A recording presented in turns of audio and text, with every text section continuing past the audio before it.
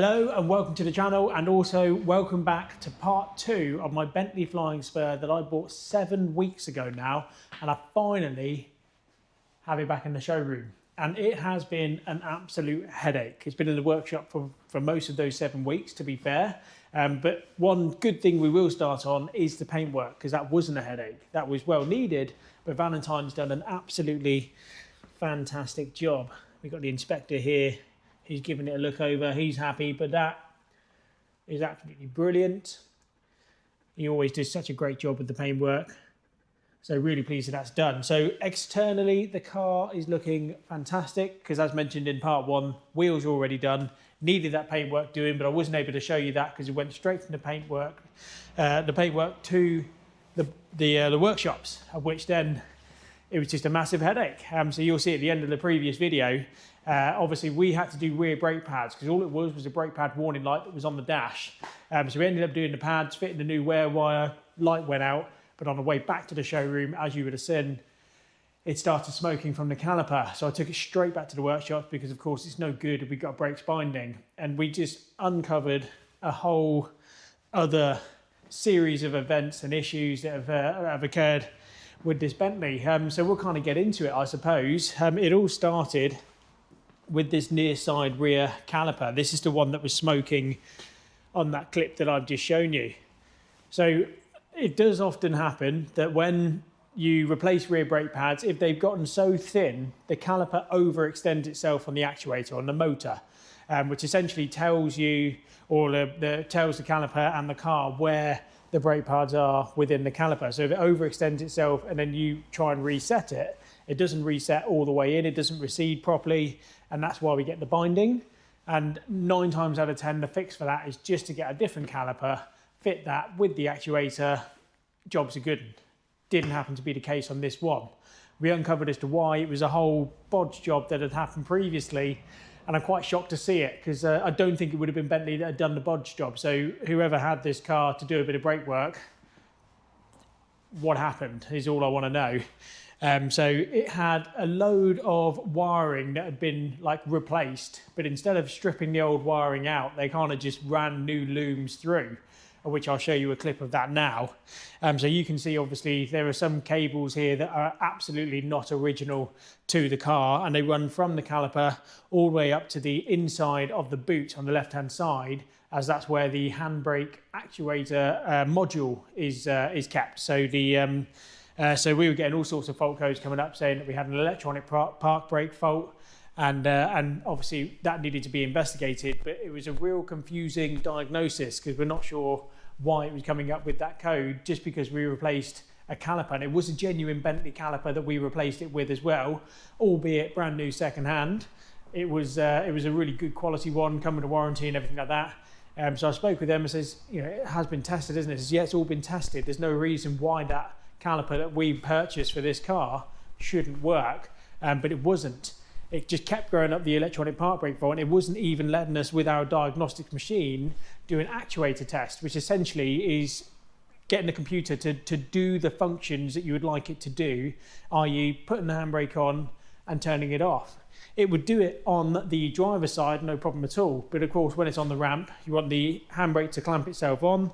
We can then try and spin the wheels. This one was locked solid, but this side was not. And it was a real head confusing moment because when we checked all of the live feeds to the caliper, albeit obviously with the wiring that had been added on after the fact of whatever the repair was last time, it would show that we had 12 volts and it would pulsate as it would normally would on the feed to the actuator.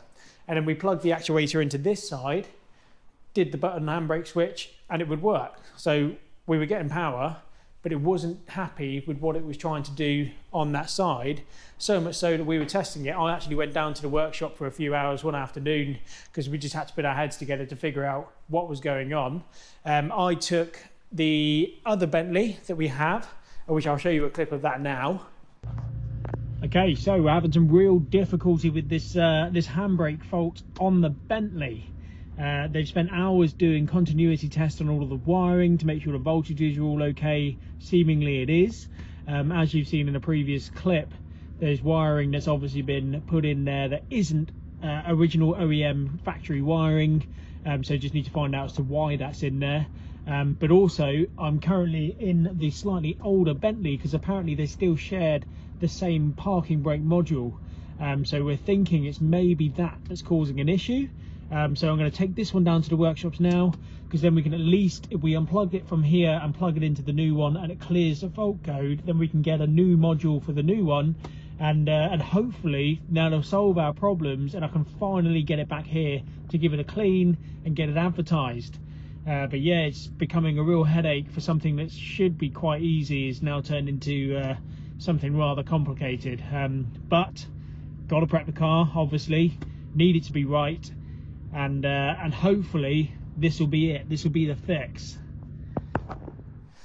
So I took that Bentley down to the workshops. We'd swapped the actuators, and this newer Bentley liked it. It didn't have any fault codes in there, but it would still only do the actuation motion on the driver's side caliper. That was working fine, but it still wouldn't do that. It didn't have any fault codes on. It was attempting to do that one, but after a little while of obviously swapping the actuators across, trying to do the test that we finally figured out what it was that it was trying to do and what the bodge was on the previous repair. So that's been quite difficult to kind of overcome, because it meant that we had to get another module for this Bentley. It's quite a common thing that they go anyway, apparently.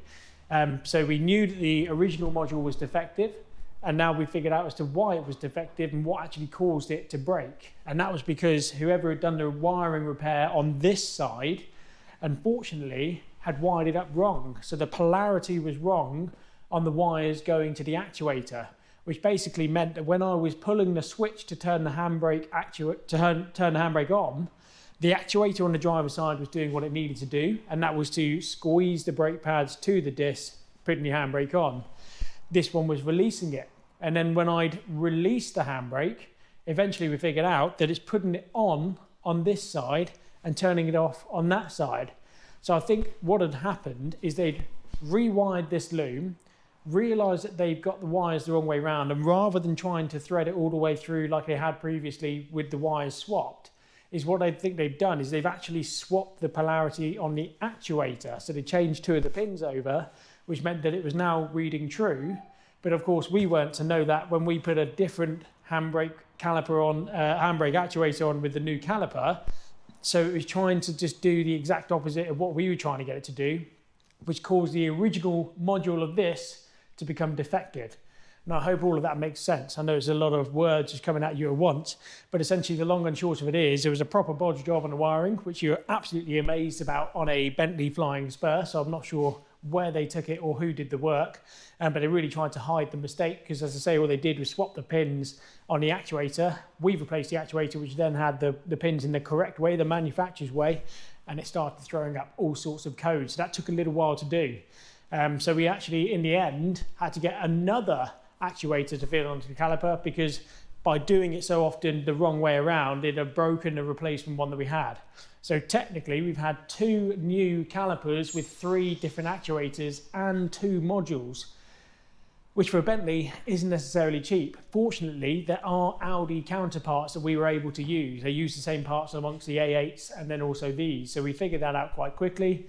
It wasn't horrific, but it was still a few £100 with the caliper and three actuators with another module as well. But the good news is that after all of this time and after all of the head scratching and the wondering as to what it is, because obviously you do have to go through quite a list of things before you reach the conclusion that someone else's repair was an absolute bodge job and wasn't done correctly, before you actually figure out what the solution is. So that took a lot of time to do, but it does mean that we no longer have any warning lights on the dash of this car.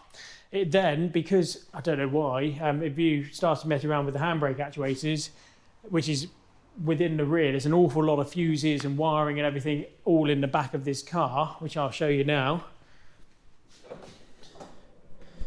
Got the boot coming up. So I've still kept this cover off for a second, which we need to put all of this back together. But these are the fuses here. They sit on top of that. This here is the actual module for the car. So that's a replacement one. But as I say, They use the same part numbers as an Audi one, so we were able to find one with relative ease, and also wasn't too badly priced. So that's now fitted, but we need to get that back behind this line of fuse boxes here to then put this back in to tidy all of this back up. But it was an absolute headache to get to it in the first place. But the good news is, as I mentioned, there are no warning lights on this dash. But there were a couple of other fault codes within different modules, one of which being the ECU, the engine management control module, where it actually brought up an engine management light for half a second, so we had to look at that. But that had something to do with this fuse side of things being unplugged. So fortunately, that one went back in, had a slight misfire, but by the time we cleared the code, it sorted itself out. So yeah, after 7 long weeks, we finally have it back. The wheels are looking good. Paintwork's looking fantastic. We have a working handbrake, which is great. Just need to tidy those bits out. But obviously, it's a lot of money tied up in the car that we haven't even got advertised yet. So the next step is to clean it all through, take pictures, and get it onto a website. But hopefully, that explanation all kind of makes sense and it hasn't gone on for too long, and you're still with me. But yeah, we're getting there. One slight thing I'd actually forgotten to mention is at Range yesterday, and when I was bringing the Bentley back into the showroom, I actually had a few droplets of water come onto my lap, and that's normally an indication that the sunroof drain is blocked up. So it's literally coming from the corner just here, and as you can see in here, this is where water starts to fill up within this gap. Goes through down to the left-hand side as it should, but its right-hand side is blocked up. So I have in my hand one of these, and it's attached to a long metal bit of string, but it's not a bit of string, it's metal. And I'm going to put this through the sunroof drain, try and unblock whatever it is, because they're quite good at doing that. That's what they're designed for. So hopefully once I've unblocked that, I'll stop getting water come on my lap each time I move the Bentley when it's rained, and obviously it sorts out something else for the new owner. So we'll get that done now.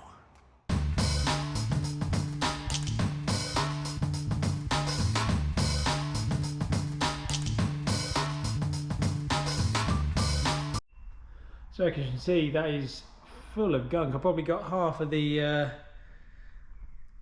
apparatus in. So I'm going to keep doing that, but I'm not going to film it because it's boring for you to watch. But yeah, that's what you can get out of a sunroof drain, and obviously that's quite easy to block up with just general dirt and grime. So hopefully once that's cleared through, we'll pour a bit of water down, make sure it is coming out of the drain and not backing back up to the top where the sunroof is. So well worth having one of these if you've got a sunroof of any sort or convertible, because they're quite good for the channels in there. But that's disgusting. So I'll clean all that off and then keep going again. Okay, so got my little jug of water here. I've actually nicked the milk thing from the coffee machine, but for the purpose of this, it's got a little spout. I can pour some water in. I can see it's going down the drain.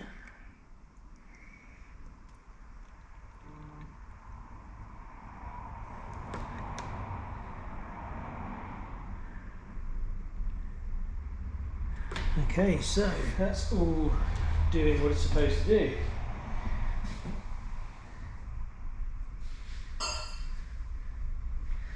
Can't see anything coming out the bottom. But it is definitely going down the drain.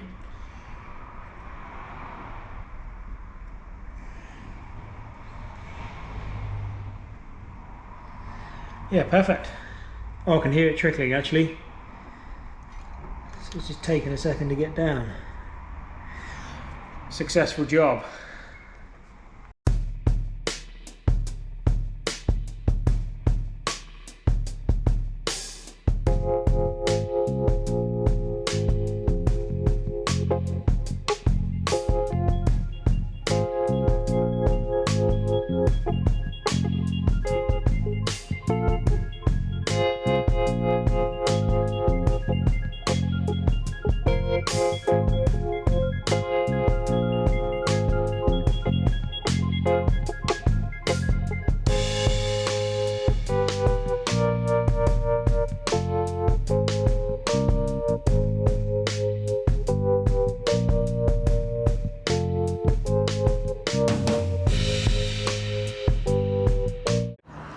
After 7 long weeks, or over 7 weeks, and what has felt like forever, this beautiful W12 Bentley Flying Spur is now finally photographed and advertised.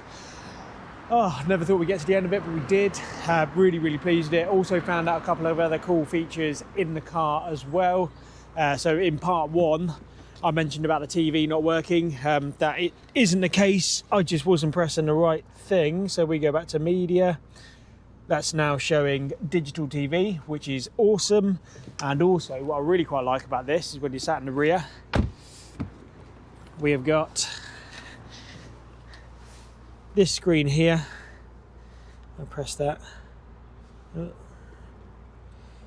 Brings it out and it lets me take it out of its holdall.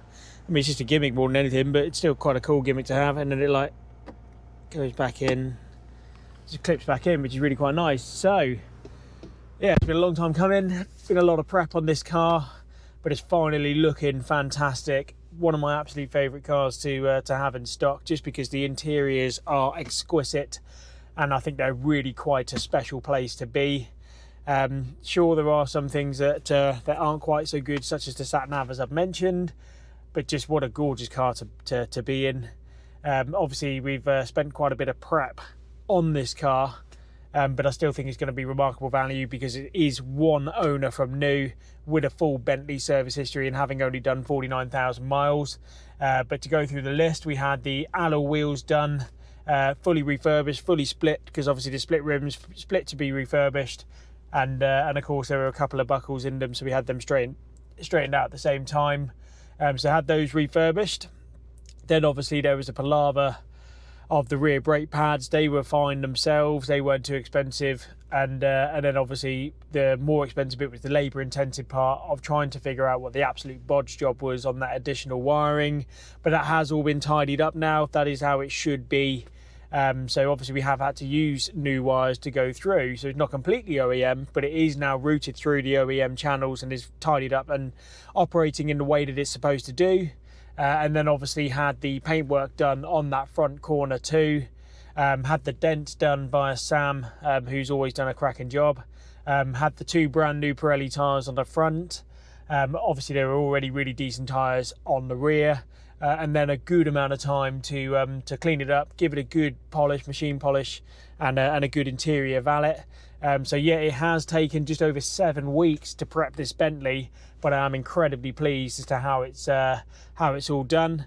If you wanted, I can go through all of the costings of the car, so let me know in the comments if you want to go through all the invoices and the preps and everything like that. But I really hope you enjoyed this video, and I'm really pleased with how the car's turned up. So yeah, thank you ever so much for watching. Please don't forget to like and subscribe to the channel. The numbers really are growing, which is fantastic, and I hope you really enjoyed the video. I'll catch you for the next one that we have.